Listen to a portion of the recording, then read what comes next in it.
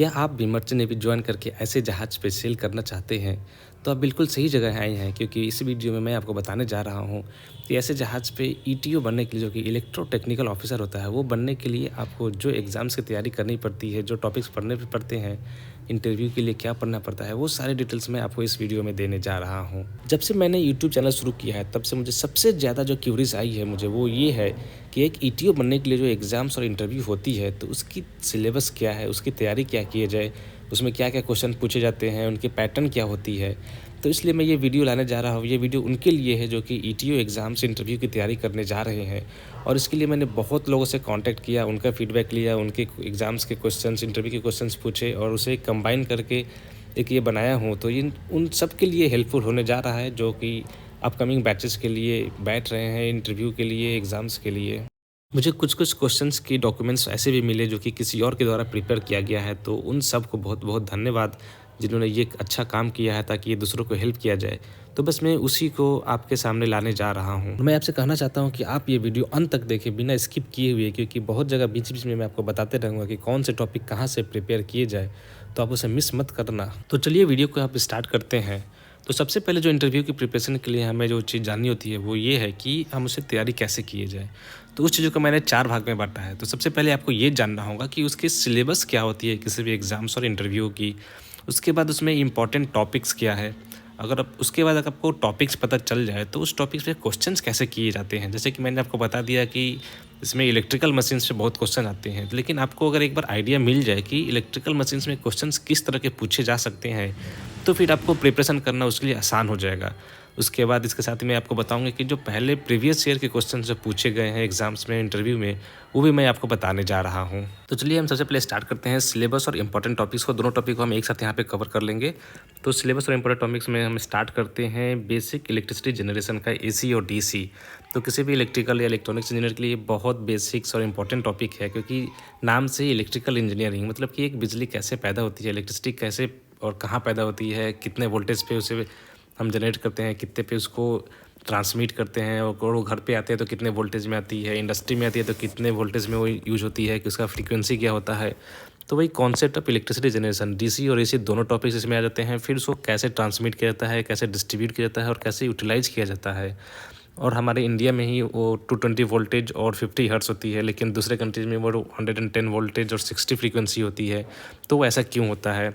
फिर concept of frequency, wave form, ये हो गया। फिर इंस्टेंटेनियस मैक्सिमम और एवरेज वैल्यू, जैसे कि आपको पता है जो हमारे घर में इलेक्ट्रिसिटी आती है वो एक एसी होती है। तो एसी में एक बार वोल्टेज जीरो होता है, फिर वो अपने मैक्सिमम पे जाता है, फिर जीरो होता है, फिर वो नीचे मैक्सिमम पे जाता है। तो इसका कॉन्सेप्ट क्या है, इसमें एवरेज वैल्यू क्या होती है, इसका इंस्टेंटेनियस वैल्यू क्या होती है।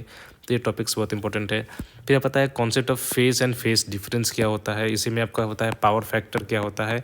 और फिर concept of resistance, inductance and capacitance. तो इसमें आपको पूछा जा सकता है कि रेसिस्टेंस अगर पैरेलल सीरीज़ में है, इंडक्टेंस या कैपेसिटेंस दोनों अगर सीरीज या पैरेलल में है तो उसकी वैल्यू क्या होती है, कौन सा ज़्यादा होगा, कौन सा कम होगा।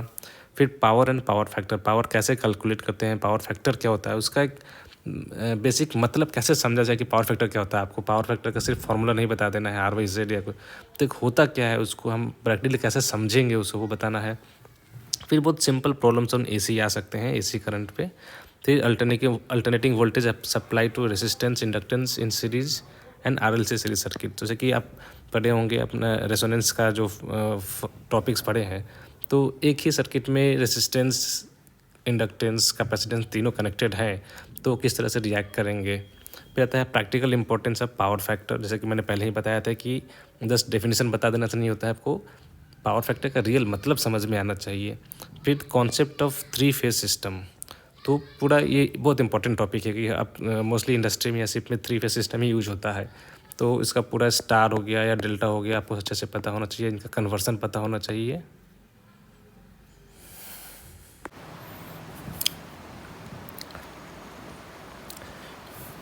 उसके बाद आता है all basic loss of electricity. तो ये भी बहुत इंपॉर्टेंट टॉपिक है और बहुत बेसिक्स में आता है, क्योंकि इलेक्ट्रिसिटी को गवर्न करने के लिए जितने भी लॉज है, आपका ओम्स लॉ हो गया, joules law of electrical heating effect, Newton's loss of motion. और हाँ, क्योंकि कभी कभी फिजिक्स के भी बेसिक्स लॉ पूछे जाते हैं, फलक्रम, पुलीज, इन सब के क्वेश्चंस आए हुए हैं एंग्लो के एग्जाम्स में, इसलिए यहाँ पे ये भी इंपॉर्टेंट हो जाता है। फिर इलेक्ट्रोस्टैटिक्स लॉ, कूलम्स लॉ, फिर Faraday's laws of electromagnetic induction, Biot Savart's law of electric and magnetic field, Ampere circuital law, Gauss law, फिर electric and magnetic circuits, Kirchhoff's law, फिर आते हैं Lenz law, star delta transformation theorem, delta star transformation theorem, Fleming's left hand rule, right hand rule. तो और भी जितने भी loss आपको पता है, आपने अपने इंजीनियरिंग कॉलेज में पढ़े हैं, आप उनको एक बार रिवाइज कर लेंगे तो अच्छा रहेगा आपके लिए। उसके बाद आता है all basic loss of electricity. तो ये भी बहुत इंपॉर्टेंट टॉपिक है और बहुत बेसिक्स में आता है, क्योंकि इलेक्ट्रिसिटी को गवर्न करने के लिए जितने भी लॉज है, आपका ओम्स लॉ हो गया, joules law of electrical heating effect, Newton's loss of motion. और हाँ, क्योंकि कभी कभी फिजिक्स के भी बेसिक्स लॉ पूछे जाते हैं, फलक्रम, पुलिस, इन सब के क्वेश्चंस आए हुए हैं एंग्लो के एग्जाम्स में, इसलिए यहाँ पे ये भी इंपॉर्टेंट हो जाता है। फिर इलेक्ट्रोस्टैटिक्स लॉ, कूलम्स लॉ, फिर Faraday's laws of electromagnetic induction, Biot Savart's law of electric and magnetic field, Ampere circuital law, Gauss law, फिर electric and magnetic circuits, Kirchhoff's law, फिर आते हैं Lenz law, star delta transformation theorem, delta star transformation theorem, Fleming's left hand rule, right hand rule. तो और भी जितने भी loss आपको पता है, आपने अपने इंजीनियरिंग कॉलेज में पढ़े हैं, आप उनको एक बार रिवाइज कर लेंगे तो अच्छा रहेगा आपके लिए। अगला इंपॉर्टेंट टॉपिक इसमें इलेक्ट्रॉनिक्स से रिलेटेड आ जाता है। ये भी बहुत इंपॉर्टेंट टॉपिक है। इलेक्ट्रिकल और इलेक्ट्रॉनिक्स दोनों भाई भाई हैं। तो इसमें सबसे पहले शुरू करते हैं सेमीकंडक्टर का थियरी। सेमीकंडक्टर्स क्या है, उसमें कौन कौन से एलिमेंट्स आते हैं, उनका कंस्ट्रक्शन कैसे होता है, पीएन जंक्शन डायोड्स कैसे बनते हैं, फॉरवर्ड रिवर्स बायसेस क्या होता है, principle of working of electrostatic rectifier, full wave half wave rectifier, relationship between DC output and AC input voltage, ripple क्या होता है, effect of capacitor, inductor, input filters. तो इलेक्ट्रॉनिक्स के बेसिक्स अगर आपने कॉलेज में जो पढ़े हैं वहीं सबसे अगर आप एक बार फिर से रिवाइज कर लेंगे तो वो हो जाएगा। Voltage stabilization by zener diode, zener diode. Electronics में और कुछ टॉपिक्स देख ले तो उसमें आ जाते हैं आपका ट्रांजिस्टर्स, फिर हो गए थायरिस्टर्स, फिर ट्रायक्स, फिर triggering circuits, face control rectifiers, bridge converters, fully controlled and half controlled, SCR and पीएलसीज। तो दोस्तों ये तो कुछ टॉपिक्स हो गए इलेक्ट्रॉनिक्स से। ज़रूरी नहीं है आपको इन सारे से क्वेश्चंस आएंगे या आपको इंटरव्यू में या एग्जाम्स में, लेकिन एक होता है कि अगर आप ये सब कुछ बहुत बेसिक्स टॉपिक्स है जो कि आप इंजीनियरिंग में पढ़ाए जाते हैं, तो ये पढ़ लेंगे तो आपका बेस स्ट्रॉन्ग हो जाएगा, आपका कॉन्फिडेंस बढ़ जाएगा। और ये ज़रूरी भी नहीं है कि आप जो भी पढ़े वो सिर्फ एग्ज़ाम पॉइंट ऑफ व्यू से ही पढ़े, क्योंकि आप जो भी टॉपिक्स पढ़ रहे हैं वो सिर्फ आपके एग्ज़ाम्स के बाद भी काम आएंगे, क्योंकि आपको आगे पूरे इलेक्ट्रिकल इलेक्ट्रॉनिक्स पे ही काम करना है। पूरा सिस्टम और जैसे टेक्नोलॉजी बढ़ रही है, पूरा ऑटोमेशन होते जा रहा है। तो उन सब चीज़ों में अगर आपका इन सब टॉपिक से भी अच्छा अगर अभी से ही पढ़ ले, एग्ज़ाम के बहाने भी अगर पढ़ लेते हैं, तो आपको आगे ही थोड़ा कम मेहनत करना पड़ेगा, आपको जल्दी चीज़ें समझ में आएगी, आप जल्दी से ट्रबल शूट कर सकेंगे। तो वीडियो के आगे बढ़ने से पहले आपको बता दूं कि अगर आपने चैनल को सब्सक्राइब नहीं किया है तो जल्दी से सब्सक्राइब कर ले, क्योंकि मेरे चैनल पे आपको हमेशा मर्चेंट नेवी की ज्वाइन करने के, उसके प्रिपरेशन के बारे में अच्छी अच्छी कंटेंट आते रहेगी। नेक्स्ट टॉपिक हो गया बैटरीज। यहाँ से भी एक दो क्वेश्चंस पूछे गए हैं एग्जाम्स में। मैंने जब एग्जाम दिए तो यहाँ से भी क्वेश्चंस आए हुए थे। तो कुछ इसमें टॉपिक्स जो आते हैं वो है अरेंजमेंट ऑफ सेल्स, हम कैसे पैरेलल सीरीज में अरेंजमेंट कर सकते हैं, वोल्टेज इंक्रीज होगा या उसका जो कैपेसिटी होता है इंक्रीज होता है वो पढ़ना होगा। फिर construction of lead acid batteries and SMF batteries. फिर एम्पियर आवर क्या होता है, जैसे भी हम बैटरी खरीदते हैं तो उसमें आप देखे होंगे 150H 200H, तो उसका क्या मतलब हुआ। फिर आवर एफिशिएंसी, सिंपल प्रॉब्लम्स बहुत ही सिंपल्स आ सकते हैं, इसमें कोई डरने की बात नहीं है। फिर battery charging and necessary precautions. तो बैटरीज पे ज़्यादा क्वेश्चंस नहीं आए हैं, एक दो क्वेश्चन ये है, लेकिन हाँ हर शिप पे बैटरीज होती है, बहुत जगह बैटरीज का काम होता है। जीएनडीसी बैटरी होती है, जनरल सर्विस बैटरीज होती है। तो बैटरीज का कॉन्सेप्ट पढ़ लेंगे तो शिप पे भी काम आएगा। फिर अगला टॉपिक है electrical circuits and electrical fields. Next topic आता है electric circuits and electrical fields. तो ये भी इम्पोर्टेंट है, ये भी आपको पढ़ना है। तो electrical field and potential due to point line plane spherical charges distribution, ये हो गया। फिर KCL and KVL, node and mesh analysis, ये मोस्टली आपको प्रॉब्लम सॉल्विंग में यूज होता है, बट फिर भी केसीएल केवीएल तो बहुत बेसिक्स है इलेक्ट्रिकल सर्किट्स के, तो वो भी आप पढ़ लेंगे। फिर transient response of DC and AC circuits, networks, inductance, dielectric, capacitance, ये सब कुछ टॉपिक्स मैंने ऊपर ही बताए हुए थे। फिर साइनोसॉइडल स्टेडी स्टेट एनालिसिस, फिर हो गया रेजोनेंस, फिर basic filter concepts, ideal current end voltage source. तो चलिए हम आगे बढ़ते हैं। अब सबसे इम्पोर्टेंट और सबसे फेवरेट टॉपिक जो कि इंटरव्यूअर का होता है वो है इलेक्ट्रिकल मशीन और प्रोटेक्शन एंड स्विच गियर। यहाँ से बहुत सारे क्वेश्चन पूछे जाते हैं और मेरे तीनों इंटरव्यू में, जैसे कि मैं एंग्लो का इंटरव्यू दिया था, ग्रेट ईस्टर्न का दिया था, सिम्स का दिया था, तीनों में जो क्वेश्चंस पूछे गए थे तीनों में कॉमन पूछे गए थे इलेक्ट्रिकल मशीन से। तो ये इंपॉर्टेंट टॉपिक है, इसको आपको बहुत अच्छे से पढ़ने से ज़्यादा टाइम देना है। और सिप पे भी ज़्यादातर कोई इतने सारे मशीन्स होते हैं, टाइप अलग अलग टाइप के मशीन्स होते हैं, इसलिए ये टॉपिक जानना बहुत ही ज़रूरी है। तो उसमें भी देख लेते हैं। सबसे पहले इसमें ट्रांसफार्मर आता है, उसमें भी सिंगल फेस ट्रांसफार्मर और 3 फेस ट्रांसफार्मर। सिप पे तो मोस्टली 3 फेस यूज़ होता है, तो आपको इनके बारे में पढ़ना है। फिर equivalent circuit, phasor diagram, test, regulations and efficiency and parallel operations. और ट्रांसफार्मर का पैरेलल ऑपरेशंस ये बहुत इंपॉर्टेंट टॉपिक है। इसे पूछा जाता है क्या क्या कंडीशंस फॉलो होने चाहिए ताकि हम किसी भी ट्रांसफार्मर का पैरेलल ऑपरेशन कर सके। ये बहुत कॉमन क्वेश्चन है किसी भी इंटरव्यू का। फिर आते हैं इलेक्ट्रिक मोटर।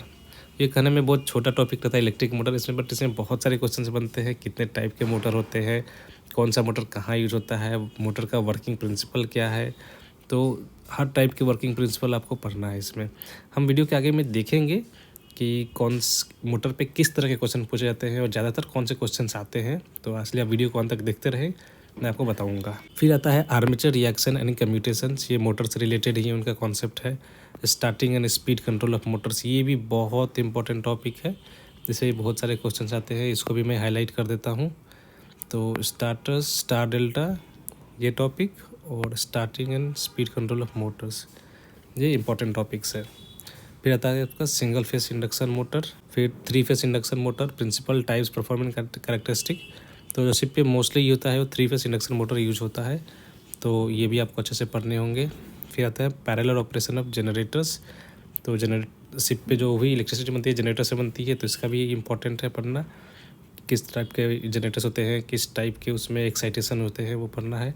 फिर सर्वो एंड स्टेपर मोटर, सब वीडियो में सब पे देखेंगे किस तरह के क्वेश्चन पूछे जाते हैं, तो आप चिंता नहीं करें। और अगला टॉपिक है प्रोटेक्शन एंड स्विच गियर। तो जैसा कि आप जानते हैं सिप पे सबसे इंपॉर्टेंट होती है ये सेफ्टी, तो इसलिए सेफ्टी से जितने भी इक्विपमेंट रिलेटेड है उन सब बहुत इंपॉर्टेंट है। तो इसमें ज़्यादा डीप क्वेश्चन तो पूछे नहीं जाते हैं इस लेवल पे, लेकिन अगर आप ईटीओ बन जाते हैं तो बाद में आपको किसी दूसरे कंपनी में ज्वाइन करने के टाइम कुछ पूछे जा सकते हैं। तो उसमें कुछ देख लेते हैं क्या क्या टॉपिक्स हैं। तो वो है प्रिंसिपल ऑफ ओवर करंट, फिर differential and distance protection, solid state relay and digital protection, circuit breakers, ACB, VCB, MCB, OCB, SF6। तो इन सब पे भी थोड़ा थोड़ा अगर आपके पास नॉलेज रहेगा तो ठीक रहेगा। ज़्यादा डीप में क्वेश्चन यहाँ से पूछे जाते हैं तो है नहीं। अगला बहुत इंपॉर्टेंट टॉपिक है वो है आपका कंट्रोल सिस्टम। तो जैसा कि अब मैंने पहले ही बताया था, अगला इंपॉर्टेंट टॉपिक है कंट्रोल सिस्टम। जैसे जैसे टेक्नोलॉजी बढ़ रही है, सारा चीज़ ऑटोमेटिक होते जा रहा है, ऑटोमेशन बढ़ते जा रहा है, तो उसमें कंट्रोल सिस्टम बहुत ही इंपॉर्टेंट रोल प्ले करता है। तो वहाँ से कुछ इंपॉर्टेंट टॉपिक्स है वो है principles and types of feedback, some basic questions, फिर transfer function, block diagram, steady state error, controller क्या होता है, PID कंट्रोलर, फिर हो गया ओपन लूप, क्लोज लूप, दोनों के advantage disadvantage, set point, deviation, offset, hunting, negative feedback application. तो नेगेटिव फीडबैक और पॉजिटिव फीडबैक दोनों में क्या क्या एडवांटेज डिसएडवांटेज है। फिर different types of sensors and actuators. तो ये टॉपिक्स भी इंपॉर्टेंट है, यहाँ से भी क्वेश्चंस पूछे गए हैं दोनों रिटन और इंटरव्यू दोनों में। फिर आपका आ गया बहुत ही इंपॉर्टेंट टॉपिक है ये एयर कंडीशंस।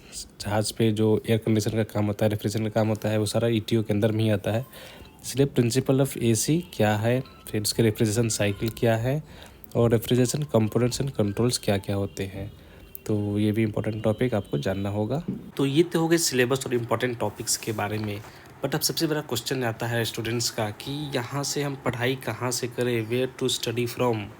तो देखिए जो भी मैंने टॉपिक्स आपको बताए हैं ये सारे आपके कॉलेज के ही हैं, तो आप अपने कॉलेज का टेक्स्ट बुक से पढ़ें, उनका अपने नोट से पढ़ें, वहाँ से भी पढ़ सकते हैं। तो कॉलेज के कुछ टेक्स्ट बुक्स जो कि मैं आपको बता सकता हूँ, एक तो ये basic electrical engineering by DP Kothari हो गया, इलेक्ट्रिकल टेक्नोलॉजी S चंद का बुक है, basic electrical engineering Dhanpat Rai, basic electrical engineering JB Gupta. तो ये कोई भी बुक्स आप लेकर पढ़ सकते हैं यहाँ से, अपने कॉलेज के बुक से पढ़े, अपने नोट से पढ़े। और कुछ लोगों का कहना होता है कि वो बहुत साल से अपने इस फील्ड से टच नहीं है, मतलब कि अपनी इंजीनियरिंग ख़त्म होने के बाद 2-3 साल और कहीं और काम किए, फिर वो चाहते हैं कि इस फील्ड में आए तो उन्हें ये सब पढ़ना पड़ेगा। तो उनके लिए सबसे बेस्ट मैं रिकमेंड करूँगा कि आप यूट्यूब से पढ़ सकते हैं और यूट्यूब से स्टूडेंट्स लोग भी पढ़ सकते हैं। यूट्यूब एक ऐसा माध्यम है जो कि हर एक के लिए बेस्ट है, जो कॉलेज में पढ़ रहा स्टूडेंट है या जो पहले से काम कर चुका उसके स्टूडेंट है। और ये एक यूट्यूब चैनल जो कि मैं एक सबको रिकमेंड करूँगा, जो कि इलेक्ट्रिकल दोस्त का चैनल है। मैं भी अपने कॉलेज टाइम से इस चैनल को फॉलो करता हूँ और यहाँ से मैंने बहुत सारे टॉपिक्स पढ़े हैं और मैंने इंटरव्यू के लिए तैयारी किए हैं। तो आप इनके चैनल से देख सकते हैं, इनके प्लेलिस्ट में हर तरह के वीडियो हैं जो कि इलेक्ट्रिकल से रिलेटेड है। बहुत बेसिक और बहुत ही सिंपल भाषा में इन्होंने समझाया है। तो आप भी इस चैनल को फॉलो करें और यहाँ से आप पढ़ाई कर सकते हैं। चैनल का लिंक आप डिस्क्रिप्शन बॉक्स में देख सकते हैं। जैसा कि आप देख सकते हैं, यहाँ पे बहुत सारे टॉपिक्स पे वीडियो बनाया गया है। मोटर हो गया, स्टार्टर हो गए, इंटरव्यू के पूछे गए क्वेश्चन या आंसर्स को किस तरह से आंसर करना है, और कुछ बहुत सारे छोटे छोटे टॉपिक्स पे, जैसे कि एमसीबी क्या होता है, फ्यूज क्या होता है। तो बहुत बेसिक्स और सिंपल लैंग्वेज में इस चैनल पे सब कुछ एक्सप्लेन किया गया है। तो वीडियो ऑलरेडी बहुत लंबा हो गया है और मैं चाहता था कि इंटरव्यू के क्वेश्चन भी इसी में बता दूँ, बट वो बहुत लंबा वीडियो हो जाएगा, इसलिए मैं इंटरव्यू के जो सारे क्वेश्चन आंसर्स हैं वो मैं अपने अगले वीडियो में कवर करूँगा। तो चलिए वीडियो को यहीं पे अंत करते हैं, और अगर आपको कंटेंट बहुत अच्छा लगा है तो चैनल को ज़रूर सब्सक्राइब करें, वीडियो को लाइक करें, दोस्तों को शेयर करें ताकि उनको भी इसमें मदद मिल सके। तो चलिए आपसे मिलते हैं अपने अगले वीडियो में ईटीओ के इंटरव्यू में पूछे गए क्वेश्चन और आंसर्स के साथ।